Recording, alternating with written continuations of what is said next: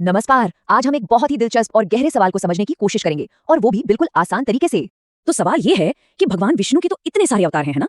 पर उनमें से सबसे ज्यादा पूजा श्री राम और श्री कृष्ण की ही क्यों होती है? आखिर उनमें ऐसा क्या खास है? चलिए इस गुत्थी को सुलझाते हैं। इसका जो सबसे बड़ा कारण है ना, वो एक अकेले बहुत ही पावरफुल शब्द में छिपा है। एक ऐसा शब्द जो इन दोनों को बाकी सभी अवतारों से अलग करता है।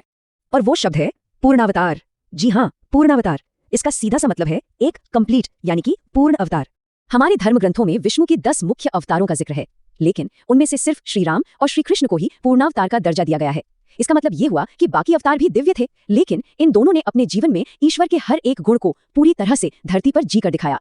तो अब सवाल उठता है कि ये पूर्णता आखिर दिखती कैसी है? चलिए देखते हैं कि उनके जीवन और उनके आदर्शों में ये बात कैसे झलकती है।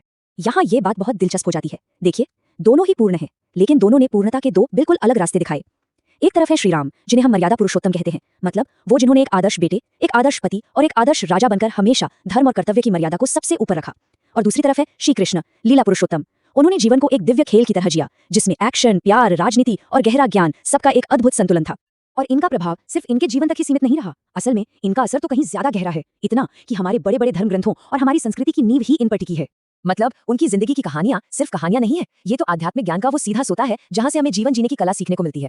और ये देखिए, ये बात यहाँ कितनी साफ नजर आती है। रामायण जो श्री राम के जीवन पर आधारित है, वो हमें सिखाती है धर्म का मार्ग, यानी सही आचरण और अपने कर्तव्य को निभाने का रास्ता। और फिर है महाभारत और गीता, जहाँ श्री कृष्ण हमें कर्म यानी सही एक्शन, ज्ञान और भक्ति, इन तीनों का मिला जुला रास्ता दिखाते हैं। दो अवतार और मानवता के लिए दो पूरे के पूरे फिलोसॉफिकल फ्रेमवर्क। और जानते हैं, ये ज्ञान सिर्फ किताबों में बंद होकर नहीं रह गया। उनके जीवन से प्रेरणा लेकर एक ऐसी जबरदस्त सांस्कृतिक और भक्ति की लहर उठी जो समाज के हर कोने में, हर इंसान तक पहुंच गई।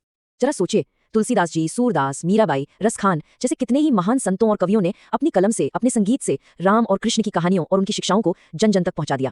और इसी का नतीजा है कि आज भी उनकी विरासत हमारे रोजमर्रा के जीवन का हिस्सा है। भजनों में, कथाओं में, मंदिरों की पूजा में और हाँ, रामनवमी और जन्माष्टमी जैसे बड़े बड़े त्योहारों में हम आज भी उन्हें तो याद करते हैं।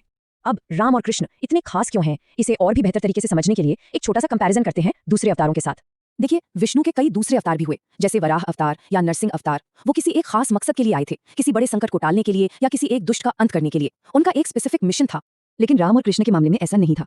वो सिर्फ किसी एक काम के लिए नहीं आए थे। उनका तो पूरा का पूरा जीवन, जन्म से लेकर अंत तक, पूरी मानवता के लिए एक जीता जागता उदाहरण है, एक ब्लूप्रिंट है कि एक आदर्श जीवन कैसा हो सकता है।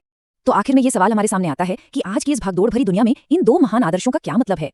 एक तरफ कर्तव्य पर अडिग रहने का आदर्श और दूसरी तरफ जीवन को एक दिव्य लीला की तरह जीने का आदर्श। ये दोनों रास्ते आज हमें क्या सिखा सकते हैं?